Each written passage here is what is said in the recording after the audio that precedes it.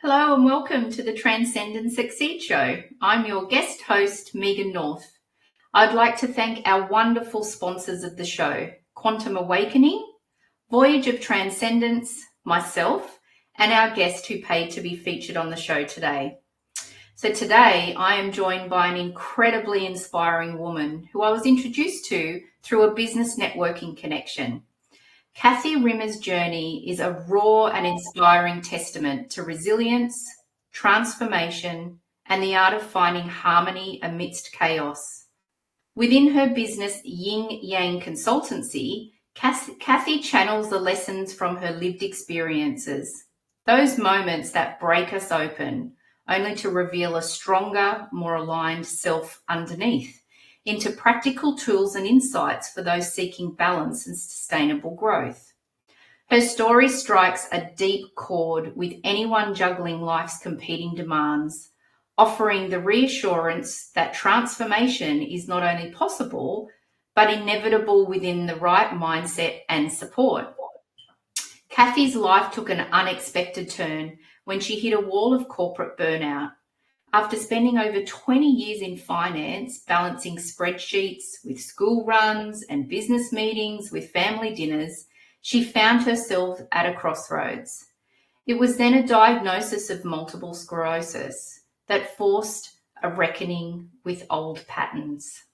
What could have become a defeat became her defining moment, a chance to release self-imposed expectations, redesign her mindset, and create a life rooted in clarity, purpose, and well-being. And rather than letting exhaustion and illness define her, Kathy transformed these experiences into the fuel for something greater. Yin Yang Consultancy was born from the recognition that true success, whether personal or professional, or both, comes from releasing old baggage, quietening the noise of self-doubt, and aligning with a deeper purpose. Kathy's coaching focuses on integrating mind and emotion, profit and purpose, helping her clients find the elusive harmony between work and life.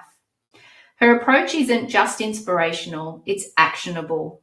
She equips clients with practical tools to shift limiting beliefs, eliminate negative emotions, and rewire patterns that lead to self-sabotage. Oh, Kathy, wow. Thank you for joining me today. I'm so thrilled to have you on the show. Thank you for having me on the show. I'm honoured to be here. How does it feel when I read that out?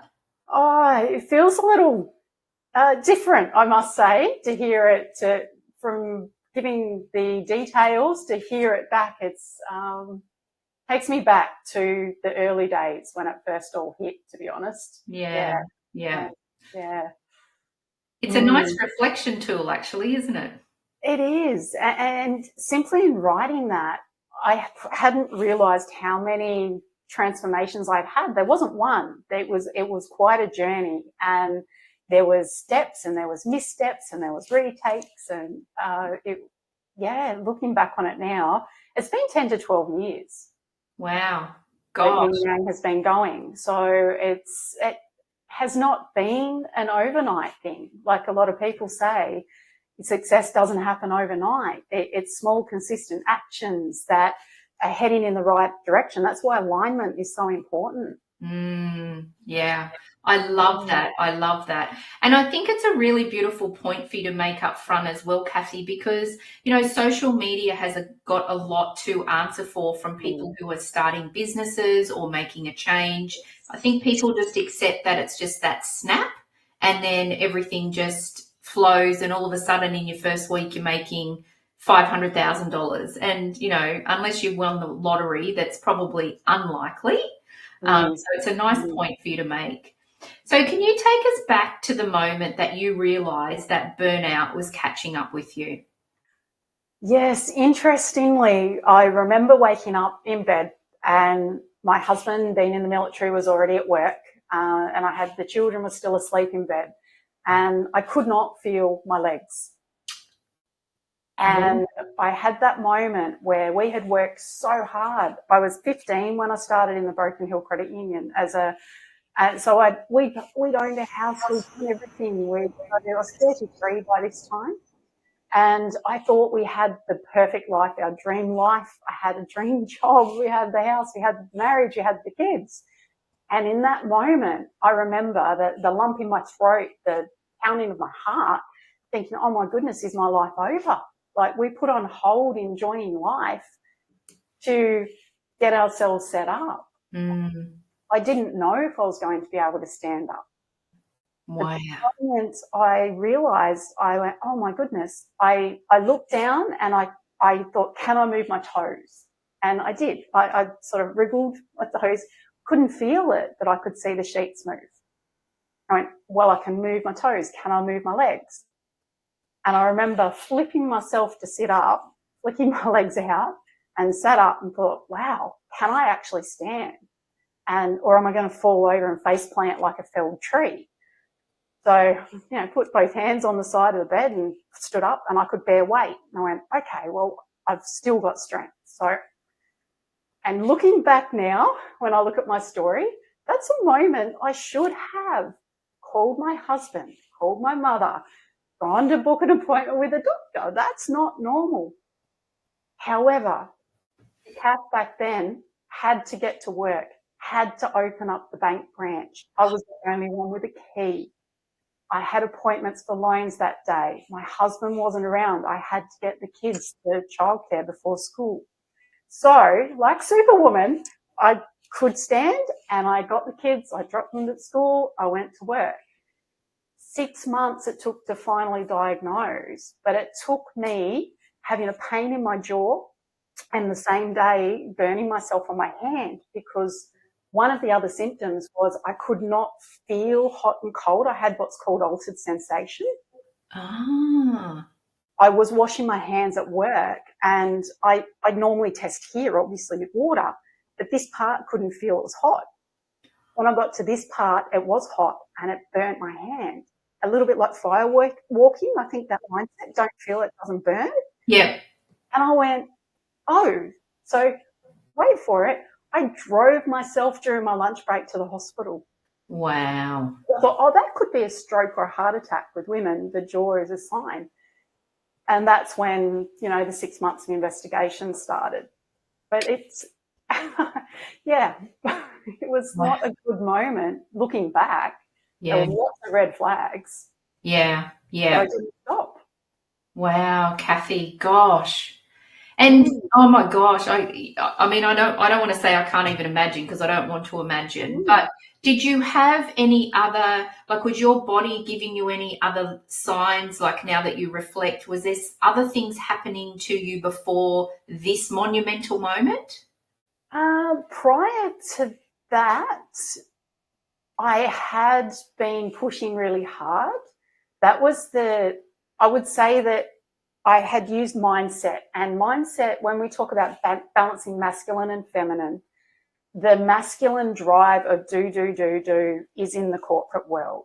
And anything we did in corporate, you're just told to get on with it, reframe, keep going. So anything I had been taught, I was really good at keeping going, doing what needed to be done. Yeah. What I wasn't good at was sitting back and reflecting or taking self-care or self-time or listening to my body. Yeah. And there wasn't the strong signs prior to that. That was the one that my body's gone, you're not listening, we're going to make you stand up and listen. Yeah. Yeah. And I'm sure now that you have experienced that, you've probably heard a lot of people say that often happens, doesn't it? That Yes. when, you know, that the body has been giving you little signs, or the universe is kind of knocking on the door saying, take a break or stop, or you need a rest. And the more we ignore it, then those signs get a bit stronger and stronger until there's nothing that you can do but drive yourself to the hospital. Yeah. Which again, looking back, I should have. Why would I drive myself with the possibility of a heart attack or stroke to the hospital? Like it's nonsensical to me now. Yeah. But at the time, my mind, I was a different person back then. Yeah, and I love also that it was in your lunch break. So you probably waited, did you, until you were on a lunch break to take yourself to the hospital? Oh, yes. Kathy, bless you. Yes. Gosh. Yes. Wow. So receiving a diagnosis like multiple sclerosis, MS, can obviously be overwhelming, to say the least. So what did that moment teach you about listening to your body, and how did you find the courage to turn it into opportunity for growth? The big thing for me was, and again, I remember being in the office with the professor of the multiple sclerosis clinic at the hospital, and my husband was there with me, and she said, we finally got a diagnosis. My question was, will I ever be able to stand for long periods?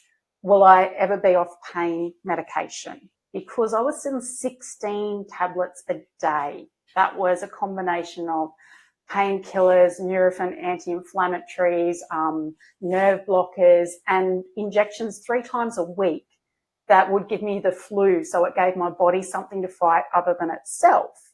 Right. And I was not able to stand for long periods. I got to the point that until I had a spinal tap that went wrong, and they had to get the spinal fluid out in a second go, that bruised really badly, that put me backwards. But that's what I was doing to work. I was still turning up to work, medicating myself to that point. And when I said, the professor, I'll never forget it, she said to me, there is no cure. The best we can hope for is to medicate you and keep you where you are now and hope that you don't get worse. Wow. And I'm like, wow. And this little voice inside of my head, because I have a brother who is 14 months younger than me that was born with a disability. Mm-hmm. And we were told he would never walk, he'd never talk, and he'd never live past 5 years of age. Well, he's now 44, and he does walk, he doesn't talk, but it's quadrilateral cerebral palsy. He did not crawl until he was 3. And I helped him with his occupational therapy. We actually had to move his limbs for him to build the muscle up. And there was a little voice in my head when the doctor said that went, no, that's BS, let's call it. Yep. If my brother was told that and he could walk, I am way more capable than he was when he was born. Mm. So I did things like I made a choice to buy a treadmill and to walk in the air conditioning, to stop with cool packs, because heat exasperation makes symptoms worse for a lot of people with MS, right?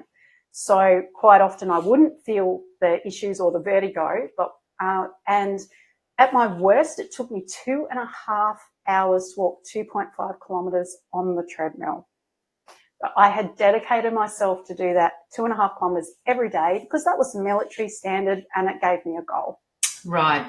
Okay. Yep. Right. And I did get better. I did get off the pain medication and the Lyrica. So I got to the stage I was only on 3 injections a week. Wow.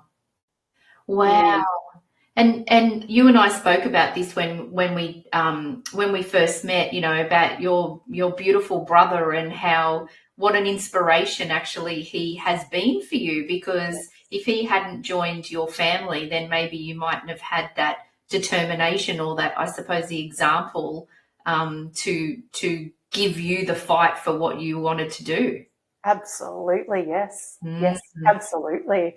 And the same thing with you don't use it, you lose it mindset I took. Get the walking happenings with my mind. I finally decided to take 12 months off work leave without pay, and I did a double diploma. I upgraded my training and assessor qualification, and the training organisation asked me to be a trainer for them, and I didn't have to go back to the bank. Yeah. And that's how Yin Yang Consultancy was born. Wow. And isn't that interesting in the sense of, you know, when your first questions were, can I stand all the time? You were thinking about going back to your job and those, you know, that hard work that you were doing, the long hours. But then when you actually gave yourself the permission for the 12 months, how everything shifted for you from a career point of view. Oh, absolutely. And I got to do what I was passionate about. I've always loved training. Always. Yeah. Wow, that's Mm. amazing. Mm. And so juggling a demanding career while supporting your husband's military service must have really tested you and your strengths and your resilience. So what did those experiences teach you about resilience and self-care, finding balance, particularly when life feels relentless? Yeah, it gave me too much of the independence and too much resilience and not enough asking for help. Because he was away so often. To give an example, our son, our firstborn, for the first 12 months of his life, my husband was away for 6 months of it. And I didn't have family here. Right. So it was as he got older. And so once I reinvented myself, I learnt to ask for help. I learnt to allow that allocated time and not do everything myself, because I physically couldn't. And even at one point, I ended up giving myself a severe concussion.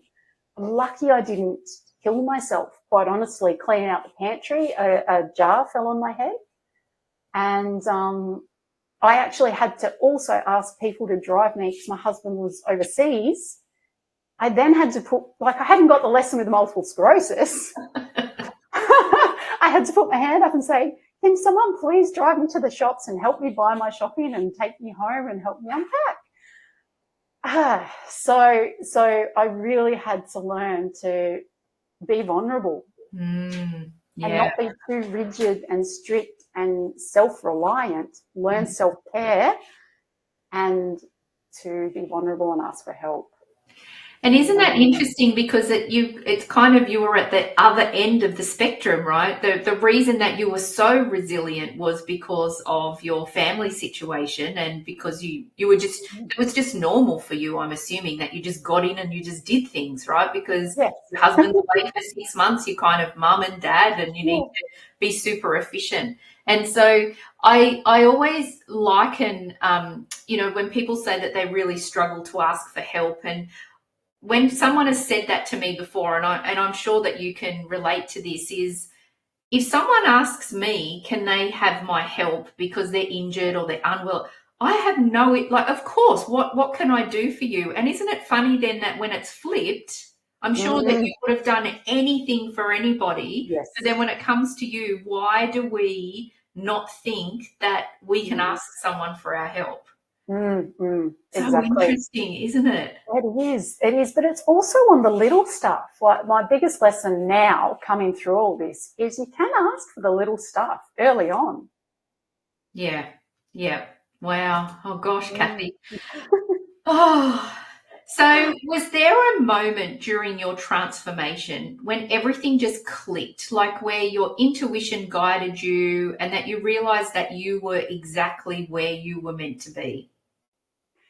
Yes. So I hadn't learnt from the first multiple sclerosis. I hadn't learnt from the concussion. I actually had a relapse and lost vision in my left eye. Right. And I would have been legally blind if that didn't come back. So I had reinvented myself with Yin Yang Consultancy. I was doing what I loved. I did the training. I was heading down to Melbourne to teach corporate values, to hop on a plane from near Newcastle in Australia. And I put myself in hospital so I could get the medication, the steroids, early enough to get 3 days before I had to be on a plane to Melbourne. So I had reinvented myself, but I still had patterns I had not changed. I still had emotions I had not fixed. And so that was my 40th birthday. I ended up then having to go into the hospital every 4 to 6 weeks to get injection, like the IV medication, drip medication, the really strong stuff. Yeah. So I became tied to the hospital. So that's when I realized, okay, I've made changes, but I haven't changed the fundamental. I'm still repeating the same patterns as a lot of us do with self-sabotage.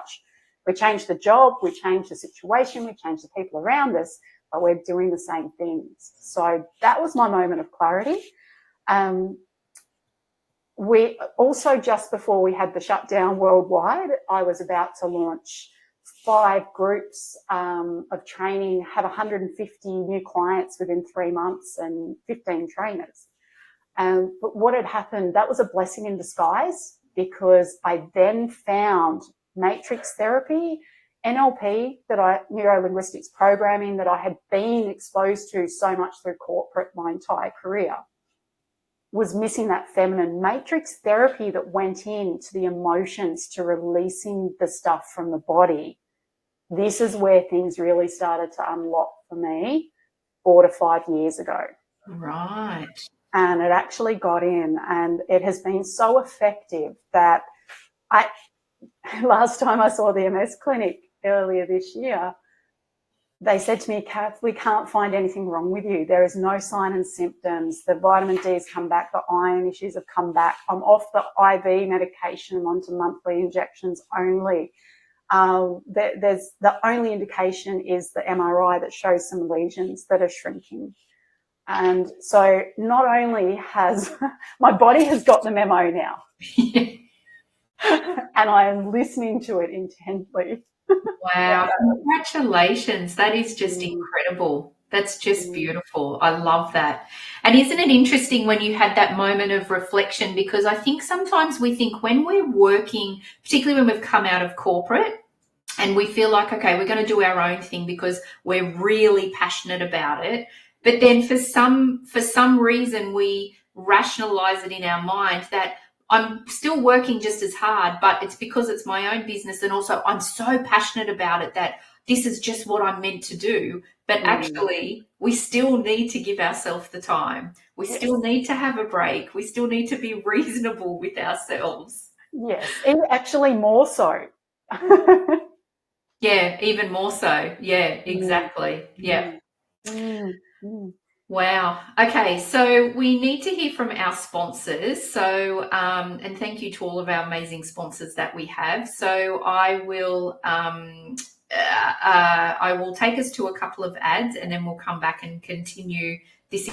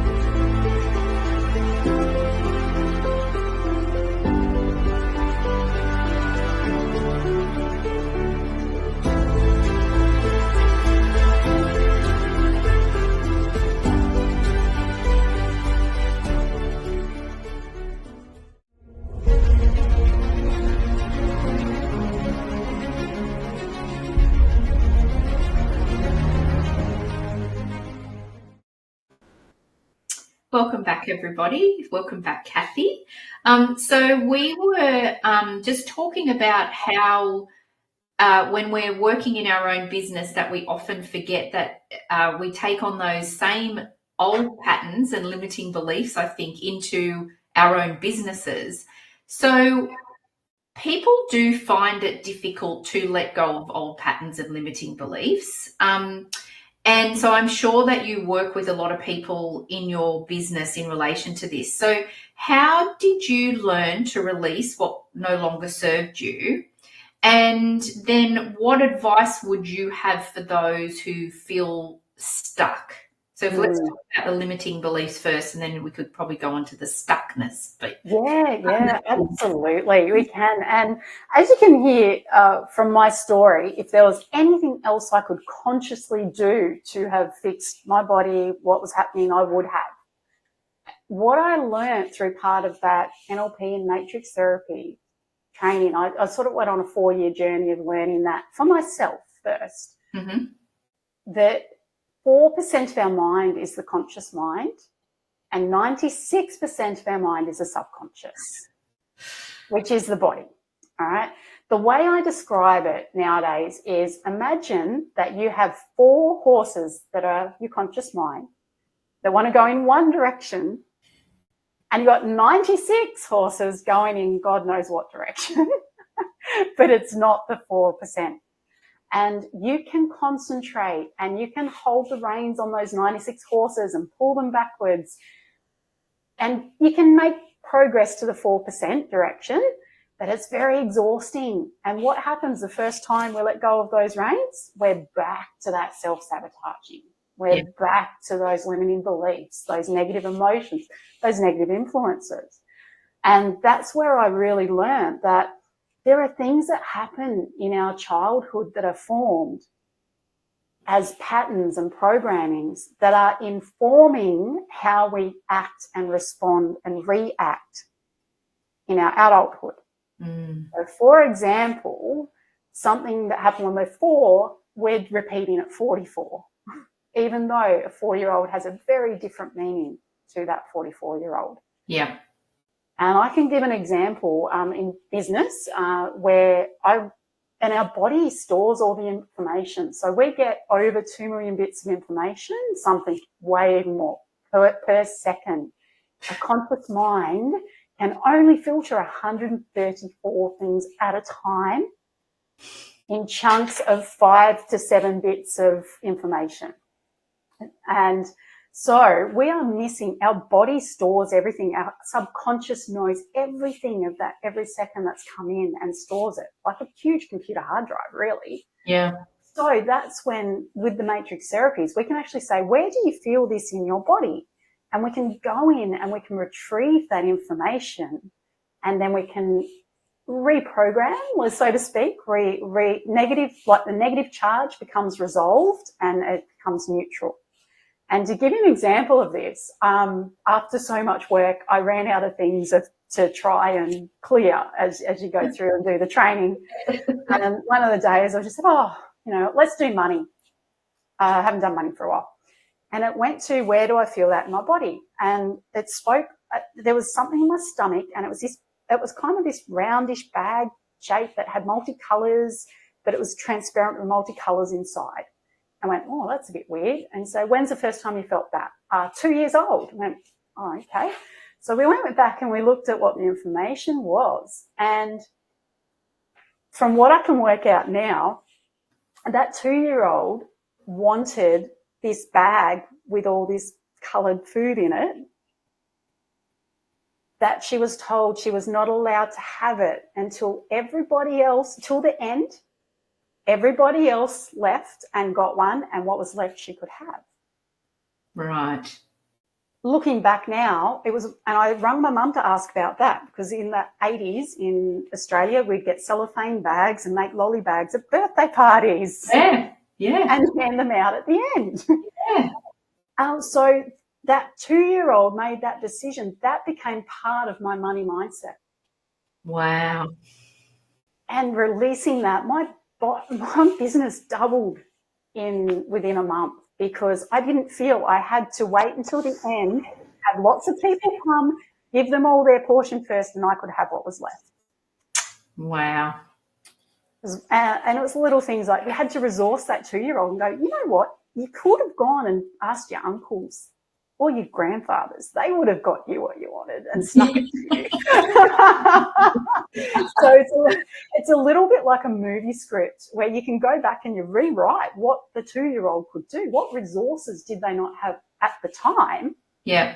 And then that then reprograms everything from 2 until now as an adult to go, okay, there are many ways I can get what I want. Yeah, that's a great example. That's really good. I know I used to be terrified of spiders, like petrified of spiders. But my mother was petrified of spiders. My dad wasn't. If it was a snake, my dad would run a mile, but a spider, okay. But I then did the work and realised that it was my mum's belief that I had, not my belief. And so now, and for anyone in America that have heard about our huntsman spiders that are like this. Oh, yes. they're completely, they're not poisonous or anything. They're completely harmless, but they're massive. I can now go up to one and put a container on it and put it outside. Right. But before I realised that I had my mum's belief, I would have left the house until it was gone. So the belief systems and clearing belief systems is so powerful. So powerful. And they've scientifically proved now we store 7 generations of information in our DNA. There's things that we're not even aware of we're carrying as limiting beliefs and survival. It's what our subconscious is doing to keep us safe and survive. It's incredible, isn't it? And I love that you put the numbers on all of those. How many bits? Did you say it was 2 million bits per second that we're trying? That's just like my brain is blowing because just you saying that, thinking, oh my gosh, and you're right. Like there's only so much that we can take on and consciously take on or even think of. Yes. Wow. Yeah. Isn't the brain an incredible thing? It's just amazing. Phenomenal. And obviously with the injury and the lesions in my brain and the lesions in my spine, I had to rewire my brain because certain parts, it was like a broken road, destroyed road. I had to build new pathways around it. Yeah. So that's how I got fascinated with the brain and how it could work. And you could regrow dendrites and you can get myelin sheaths with good emotions in there, like make superhighways. I thought, well, if that can happen, I can heal myself. I can create new pathways. The old ones are gone, but the new ones can be created. Yeah. And actually you're making then those decisions from a conscious mind as well, aren't you? Because you're deciding what that is now going to be as opposed to just subconsciously taking it on. And so with the limiting beliefs and releasing them, what advice do you have for people who may be feeling stuck? Is there even just one little tip that you could give people that would help them to even get started? Yes, absolutely. When you set a goal, and goal setting's the first part, and that's where yin yang was formed, because I started out helping people with goal setting and accountability coaching.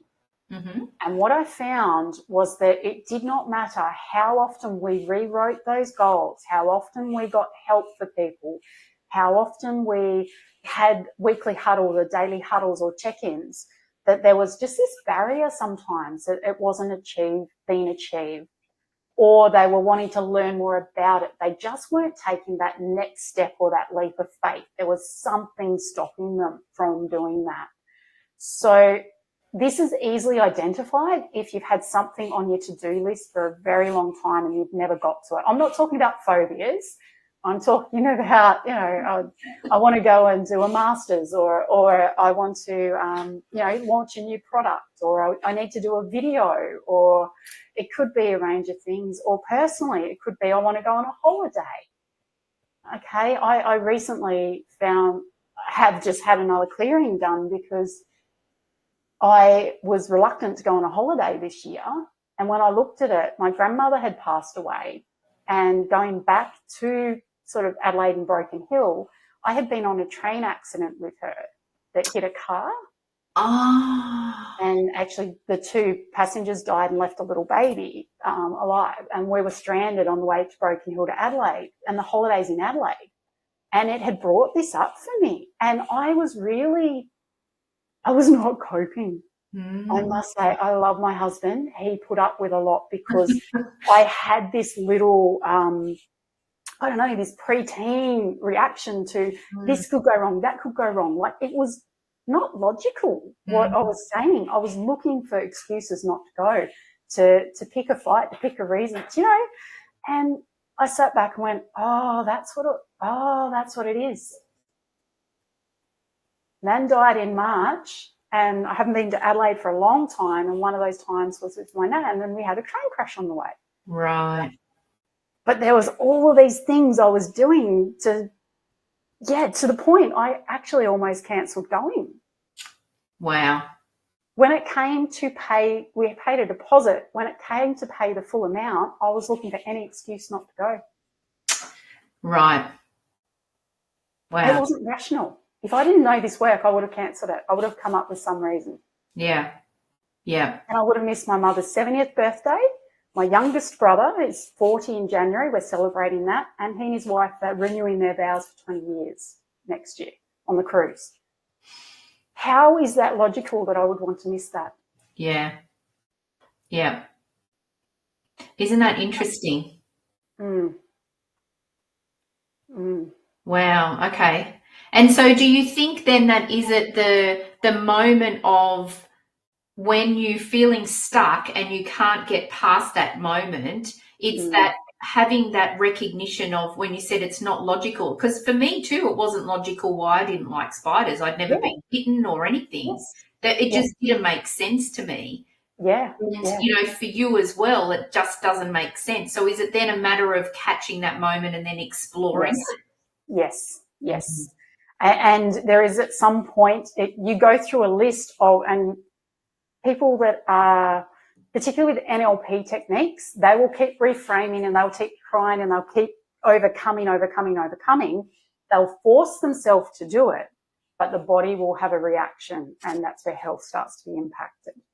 And that could be that you get sick or you have an injury, or the body, the subconscious is your emotions, and it is there to keep you safe. If there is something in that subconscious that thinks you're in danger, it will enact. And a great example of that is, if anyone has listening, have you ever seen or heard of a young child that was so determined they didn't want to do something, they wanted to be in control, they hold their breath and they hold it so long that at some point they pass out?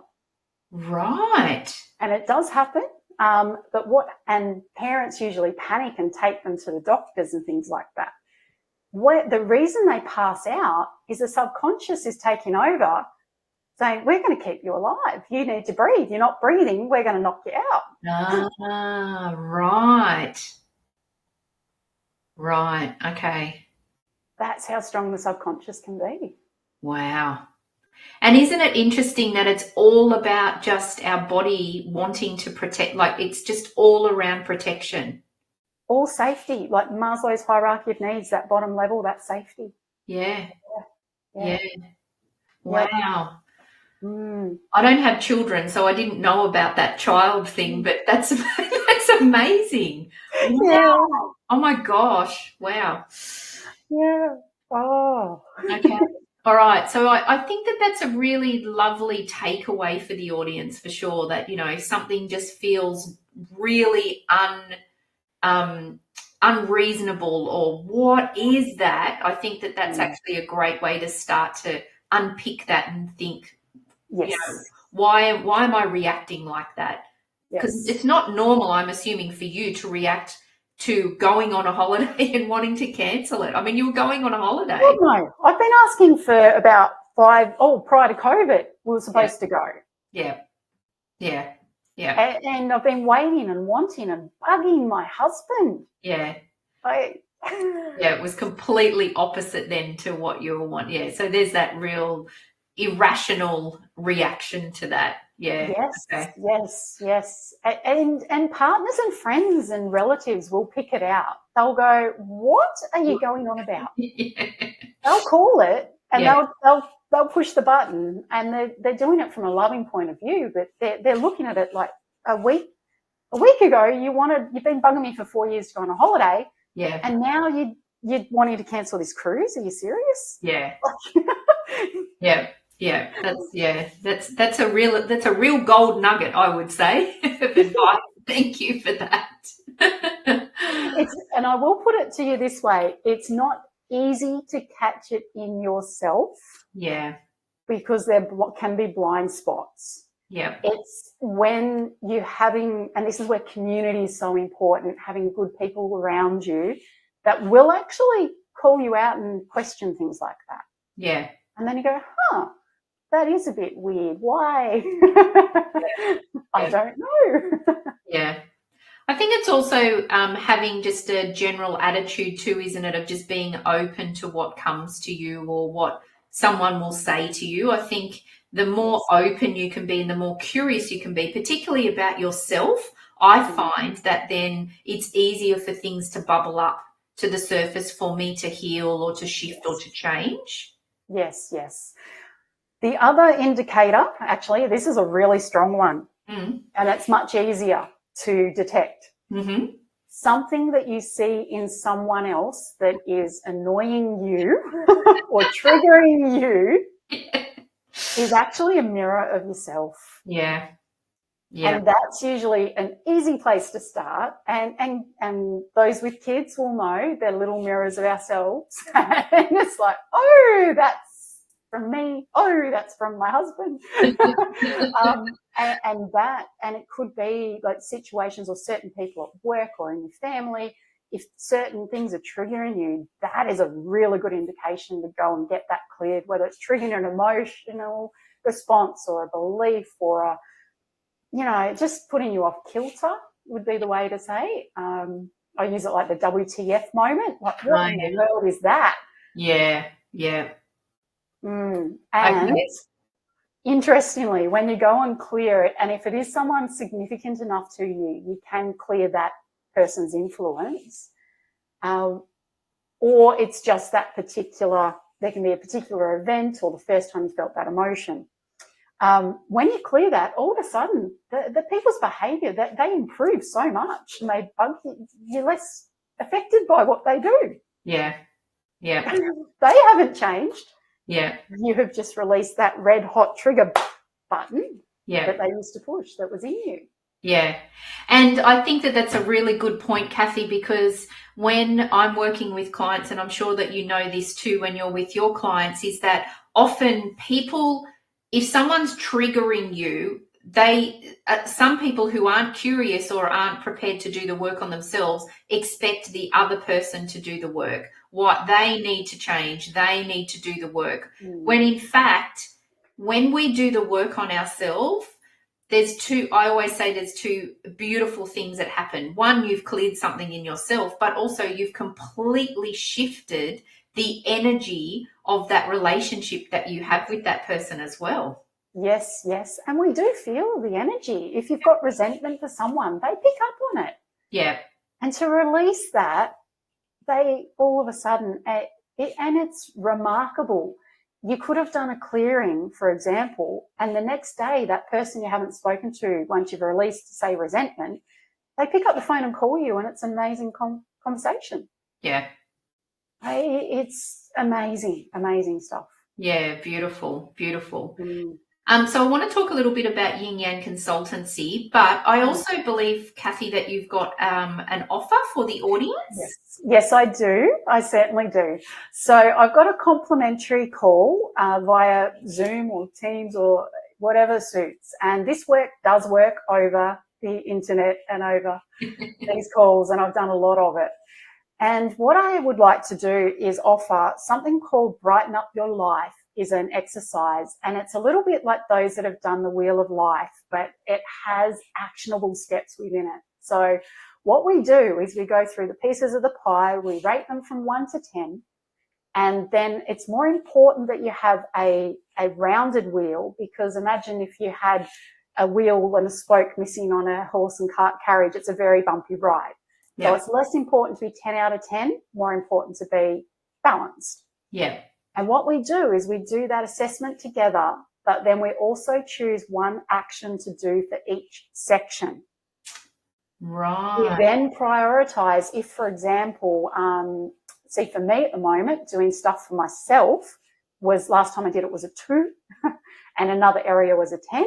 So I've taken some of that time and reallocated that to that personal time, and it's now an even wheel. Right. And that's going to go and play. I'm going to the band tonight to play trumpet, join the community band, because that's something I did when I was young. Right. So that is something I'm offering, that complimentary call and consultation. And this will help you identify if there's blocks as well and things that you could work on. Wow. Thank you. That's an amazing and incredible offer. So thank you for that. You're most welcome. So Yin Yang Consultancy is clearly close to your heart. So what inspired the creation? And we probably already know that, but how does it reflect how does it reflect the harmony and balance that you found within yourself? Great question. When I left the bank, I had a lot of business customers follow me and say, "You're not like my replacement bank manager." And I used to have people come in for a loan, and I can count on one hand the number that had an actual business plan, and there was one that had a current plan that I could submit the loan without having to help them. Right. So what I found is these people were coming and needing the help on that side, but they weren't looking and being behind the counter at the bank. I was really good at what I did, really, really good at the lending. So much so that the bank wanted me to keep lending. It wasn't my natural style. And there's something called prolonged adaptability stress syndrome. It was discovered in the 80s. Right.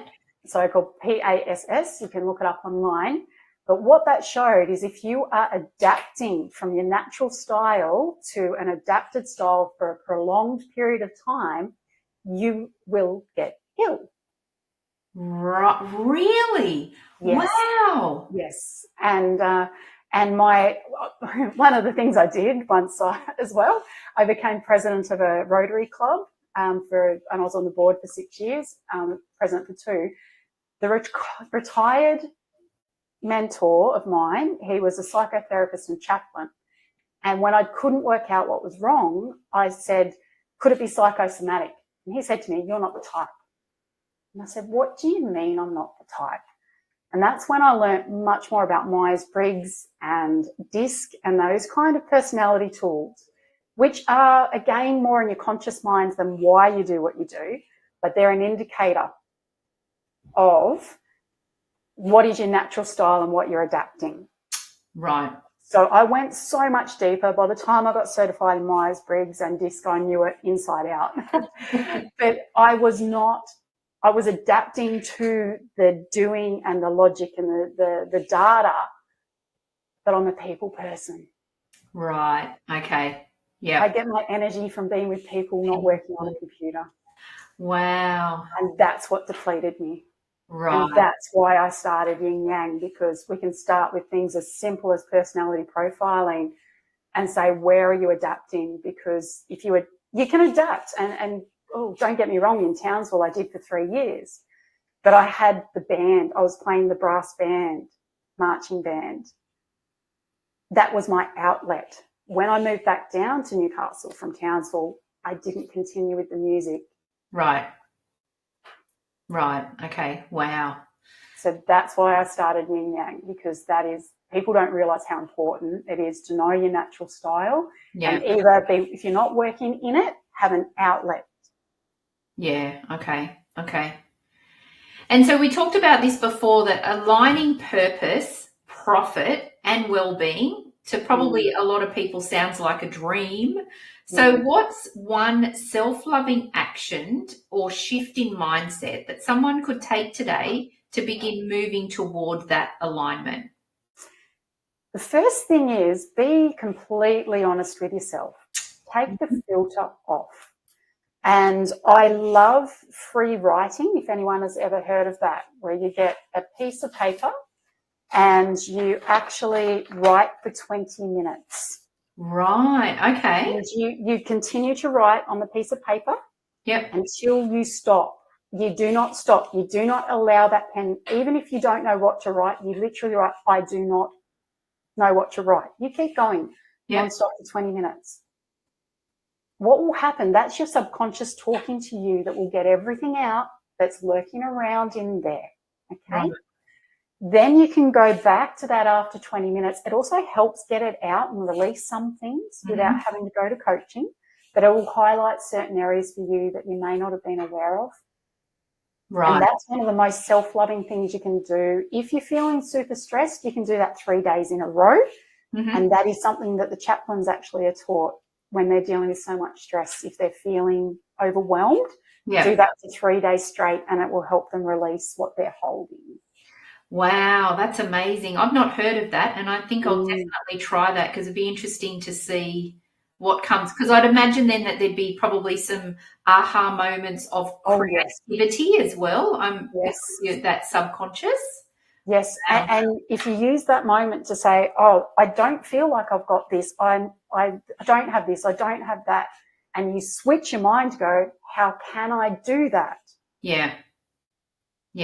Wow. You can do that in the same activity, or you can do, it's probably best, to be honest, do the 20-minute download first. Yeah. Have a break, have a reflection, and then do another 20 minutes on how you can make those changes. Yeah. If you can't make those changes, that's when you need to look into that subconscious. Is there a 6-month-old that needs a clearing to release that? Right.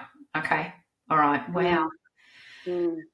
So we actually only have a couple of minutes left. Can you believe that? I think that we could have probably talked for another hour. There's so many gold nuggets. But I'd love to ask you the question that I ask all of my guests before that we finish our conversation. So can you share with us what your favorite quote is and why it's so important to you? Yes, I love the quote, "A journey of 1,000 miles starts with a single step." From, I forget to say how his name, Laotzu,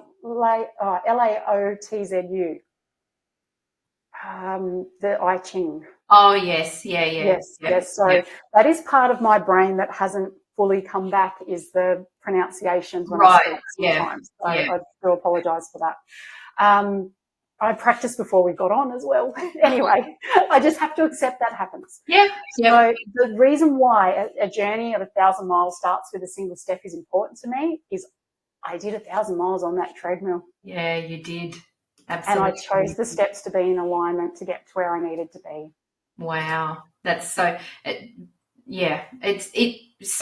feels like it sums you up, and I know why that you love that so much. So thank you for sharing that. And I just want to thank you just for sharing everything about your journey today. I know that we only met a couple of weeks ago, and we've only really scratched the surface. So today I feel like I've learned so much more about you and what drives you. So thank you, Kathy. And I also would just love to thank our audience, all of our dedicated listeners, watchers, everybody who supports us, and our sponsors as well. And I just want to wish everybody an amazing weekend, and I will see you all next week. Thank you so much, Kathy. Thank you so much, Megan. I was, again, honoured to be part of this beautiful program. Thank you.